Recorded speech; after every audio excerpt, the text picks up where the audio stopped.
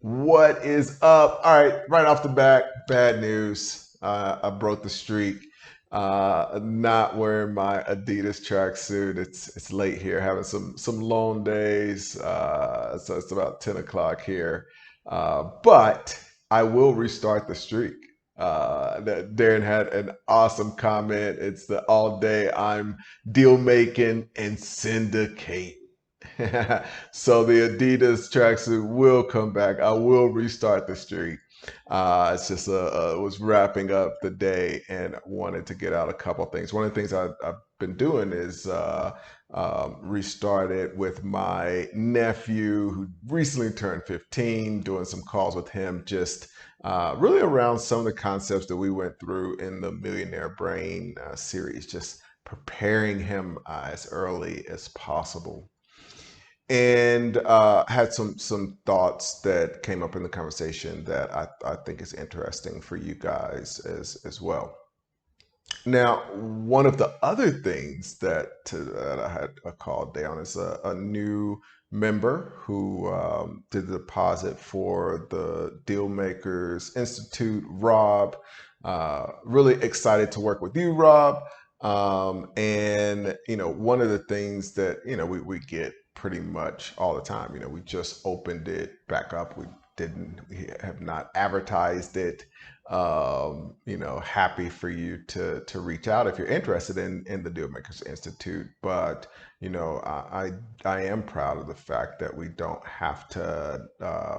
We don't. It's not anything that we've had to advertise. So we just open it back up, and we've got Rob, who we accepted today. We've got another deposit that I think we have a interview on later this week, and we only have two more spots, and then it'll be closed again. So, if you're interested in Dealmakers Institute, this is, we get a lot of people that are interested in the private equity fund incubator. It's definitely a precursor. Those people get preference once they're part of the Dealmakers Institute. So if you're interested in either of those, feel free to reach out. It's very, very merit based. One of the things that Rob mentioned is the fact that he's been trying to get in contact and join the program for about 12 months. And that's pretty standard with most of the people that we end up accepting, and they don't stop. You know what I mean? And so it's interesting because it's one of the um, criticisms of Harvard is that the people that are accepted into Harvard and decide not to go end up almost about as successful as the people that do go. And so, our clients do our clients do so well because they're already the type of person, they're the right people, and so we're just really good at selecting. Or is it the other way around? So who knows? But I think it's a big deal to just be good at that, because even if you didn't go to Harvard and you end up successful, like how much more awesome would it be to know that, okay, if I really am this great, that I get to be surrounded with other people that are just as great and just have those people in my network. So regardless, it's like, man, like there's the benefit of just having those people as a part of your life. And for me in general, I've just never been interested in really wanting stuff that everybody else can get. That's like the most, I don't know, it's like the most generic life. Most people are really living a generic life and trying to model themselves after. I think it's interesting now. It's like a very generic version of being a successful entrepreneur, a very generic version of what it means to be a millionaire that's just like represented on Instagram. And so people aren't basing their goals on like who they are or who they know themselves to be. it becomes this very generic version of success. But even in joining programs or being in masterminds or any of these things, it's like, at the end of the day, who wants to be in something that anybody can be in? Uh, Life is too short for that. Anyways, a little bit of this is talking about is breaking through the noise of whatever you're trying to do and being a part of the right network. I think being a part of the right network is huge as far as getting you to where you want to be. And so if you can filter out, I think the one of the biggest problems is there's just a tremendous amount of noise. And now the answer for breaking through the noise is to create more noise. And so that's like the recommendation of a lot of the social media experts. It's like, oh, there's so much noise out there. So what you need to do is create even more noise. And all I'm saying is, hey, let's turn off the noise. Let's turn off the noise and listen to the right folks, get connected and network with the right people. And I just think that it's that whole straight line theory that I've talked about before. The easiest way to get between 2 points is a straight line. It's the quickest. And the more that you're distracted by noise, it just means that you're going to be wandering off that straight line path. And our goal is to get the right people around you and get the right information in you, and then get just straight to doing deals. One of the things that Rob asked on the call day is like, "Hey, I'm kind of a pedal to the metal guy. How quickly can we do this?" And we're like, "Dude, like, um, there, we just that's what we do. We're doing deals. We want to get you to doing deals. The problem would be if you're not a pedal to the metal guy." Other thing I mentioned, which wasn't really the point of this video, but it's a very important point, is I was very negative on internet deals towards the end, or really just all of 2019. This was one of the things that I mentioned on the new member call today, is that you've been trying for 12 months, and you hit it at exactly the right time to join the program. We've got two deals in the program right now, three deals that are just like absolutely outrageous deals. The third one is an offline business where I won't include that, but it's an unbelievable offline business where you're basically buying the business for less than what the assets are worth. And it's profitable. But we have two internet deals, one that just closed, where it's about a 1 multiple, I think it was, maybe 1.2, pretty close to a 1 multiple, which, that wasn't happening. Another SaaS business that's at 50% of what it is. And so there are a lot more opportunities, obviously off market. All of these deals we're talking about aren't, listed by broker or anything like that, but the opportunities are there, so that is really exciting for this new group that's getting started. But really, that's what isn't the point of this video. One of the things that I talked about with Carmelo, my nephew, today, is just being so good that people can't really get around you. And I guess it ties into a little bit of what we're just talking about. But, he was asking, like, yeah, I see, I know you've been doing, obviously, he's been around. So I was doing these deals. I closed my first deal 5 years before he was born. And we were just talking about like some of the other people that have come into the space of what I do in that meantime. And, I get people that reach out to me a lot. And it actually just had a message that was, by the way, just so you know, other people do manage some of my social media stuff and the messages and all that because I like to minimize the noise. Like when I'm sharing things, I tell them what to share, but in the messages and that kind of thing, that is good to know. But you know, I had a guy who reached out, I was like, hey, like this competitor of yours is using this and is going after some of the people that like your. And it's just like, you know, it isn't a big deal. And so the whole concept of what I was talking to Carmelo about is like, man, like when you really focus on just being the best at your craft and just being really good at it, not to do a bunch of commercials or ads or try to, you know, convince a ton of people that you're the best. Just like, yeah, like, you know, there's nobody that's as good as me at this specific task or this specific skill set. This goes for just anything. You know, I think about a couple of my favorite artists and just how talented they are, and they don't really promote themselves, which that can be a if you don't have money, then that's the time that you need to figure out how to promote yourself. But the real goal of everything is that you're getting to the point where you can't be duplicated.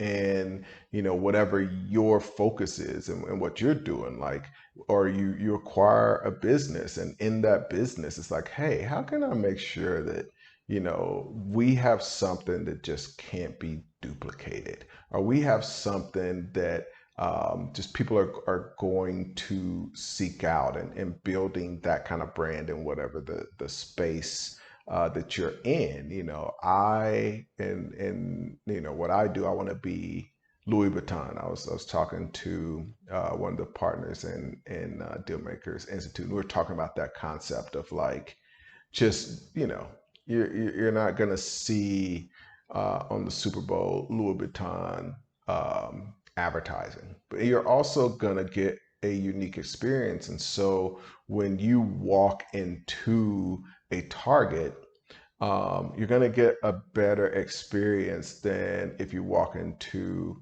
a Kmart or even a Walmart. There's just a different experience there.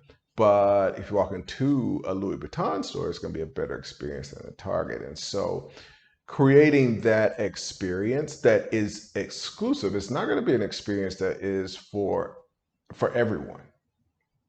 You know, even for me, like I don't want to do the thing that everybody else is doing. And so I want to be around other people who also don't want to be in the thing that everybody else can be a part of. And so when you create that, I think it's a unique strategy for a business. You know, we talked before about the just the right network, the right you know, when we're talking about just having the right people, I think that the right people is just a million times better than the most people. And, you know, this is evident with the Goldman Sachs thing. You know, I was talking on a video about them having 80,000 followers in their Instagram. And, you know, they made more than any of the Instagrammers. Yeah, they did $300 billion.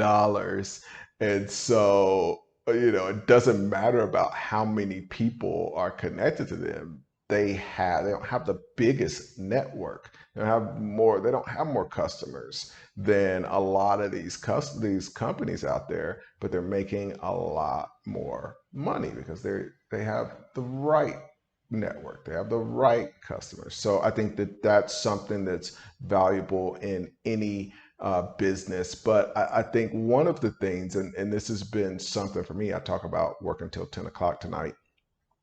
Part of that is, you know, you want to get to the point where you're deciding between money and not so much trying to chase money. I think that that's a really, it's a tough place to be, but it's a good place to be. You know, you want to be, and you know, I know for me, even in the place that I'm in right now, it's like, okay, I've got a lot of different deals going on, and having to say when it comes to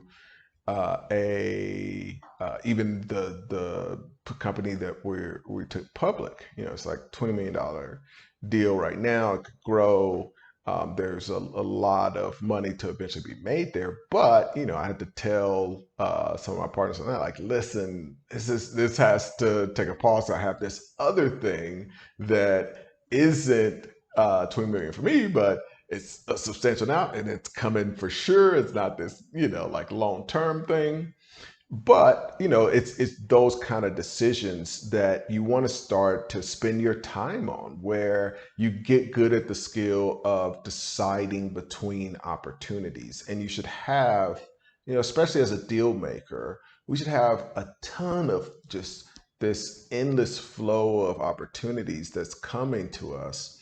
And we get really good at knowing ourselves, knowing what we're good at, and being able to decide what is the right opportunity. So that is my goal for you guys, is to start. I think we're in a time right now where there's going to be an influx of opportunities. We're seeing it. There's just some amazing opportunities, and it's not just like it's not having to decide between good or bad, or even like good and great. It's great, great, great, which is the great thing between these three great opportunities that makes the most sense for me. And I think in all of this, it's, when we talk about going for the generic version of success, one of the keys to everything we've talked about is really mapping out, who am I? Am I the person that's just like, hey, I am the Walmart shopper and the McDonald's eater, and I'm happy to do the thing that everybody else is doing? Am I, or what are the opportunities that's going to get me connected to my specific goal? If I'm somebody that knows, hey, no, this is what I want my life to look like. I'm excited for, and I may do a quick intro to the next $1 million Brain series, which is around like understanding what you want your life to look like and designing the life that you want. And if you have that end goal, then a lot of the decisions that you're making become a little bit easier. So couple of a little tired, but a couple of videos. I may do a follow-up to this. The concept, though, and kind of my goal for this video is that you spend time designing what you want your life to look like, and then you map out what is that straight line to get you from where you are right now to there. 'Cause as I talk to people, I get a lot of the anxiety around getting to a goal, but they don't really have a clear picture of what that goal is. Anyways, thanks so much. Don't be one of these people that allows society to determine your goals. And stay tuned, more to come. Really excited about everything. I think I'm just going off of excitement right now. It's been like a 12 13 hour day, not ready to turn it in though. It's a lot of really great things. There are some great opportunities, whether you're somebody who's in my program. As you guys know, we have a great community here. I interact with a lot of you. And so it's cool. I do plan, I don't know when, but I do plan to have a live coming up. So be sure you're subscribed so you can get that notification, because typically it's not planned. It's just a kind of last minute, hey, I got an hour here. Let's jump on live. So be sure to subscribe. Give me your comments.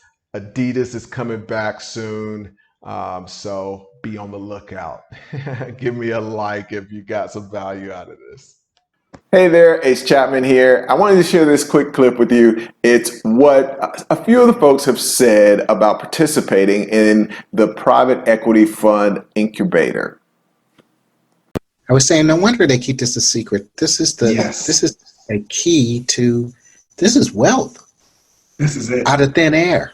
Yeah. Yeah, this is I can't wait to dive into every single one of these and just learn the hell out of all this, because it is the magic formula. It's crazy. Yeah. Yeah. This is way more than I had expected.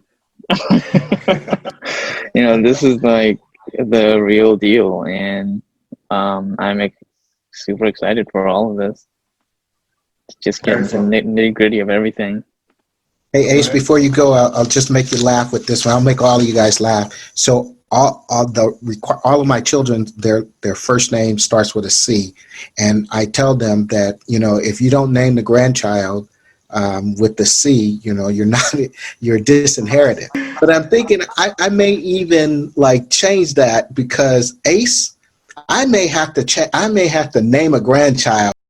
Now, if you're somebody who is interested in following along as these three first participants start their very first private equity fund, be sure to go to acechapman.com, enter your information, and we'll let you follow along for free. That's right, completely for free. Just go to acechapman.com, enter your information, and someone will contact you with next steps.